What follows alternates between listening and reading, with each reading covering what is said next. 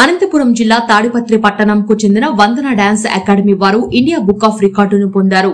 వందన dance academy chairman వందన గారు, వారి భర్త ప్రవీణ్ గారి సహకారంతో 10వ తరగతి పూర్తి చేసిన సాయి మైత్రి, 9వ తరగతి చదువుచున్న జోషిత, వర్ధిని, 8వ తరగతి చదువుకుంటున్న నవ్యశ్రీ సాహిత్యాలతో పాటు 7వ తరగతి చదువుచున్న చిన్నారి నిహారికలతో కలిసి ఒక పెద్ద కార్యానికి శ్రీకారం చుట్టారు.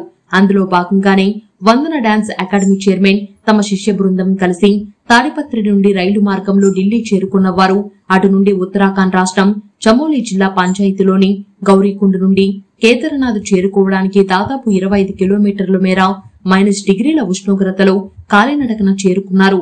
ఈ కాలినడకన దాదాపు 21 గంటల పాటు కొనసాగింది. నాట్య బృందం కేదార్నాథ్ ఆలయం చేరుకుని అక్కడ పరమేశ్వరుని ఆశీస్సులు తీసుకుని గంటన్నర సేపు కూచిపూడి నృత్య ప్రదర్శన చేసి అక్కడి వారిని అలరించి ఇండియా బుక్ ఆఫ్ రికార్డులో చోటు సంపాదించుకున్నారు. కూచిపూడి నృత్య ప్రదర్శనలో ఇండియా బుక్ ఆఫ్ రికార్డులో స్థానం సంపాదించడంలో ఆంధ్రప్రదేశ్ లో వందన డాన్స్ అకాడమీనే మొదటిది.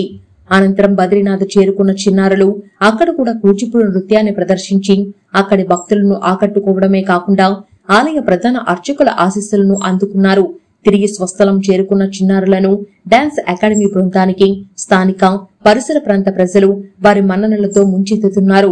గతంలోనే తాడిపత్రి పరిశ్రమ ప్రాంతాలలో అనేక సాంస్కృతిక కార్యక్రమాలలో వందన డాన్స్ అకాడమీకి చెందిన చిన్నారులు కూచిపూడి నృత్య ప్రదర్శన చేసి అనేక ప్రశంసలు అందుకున్నారు.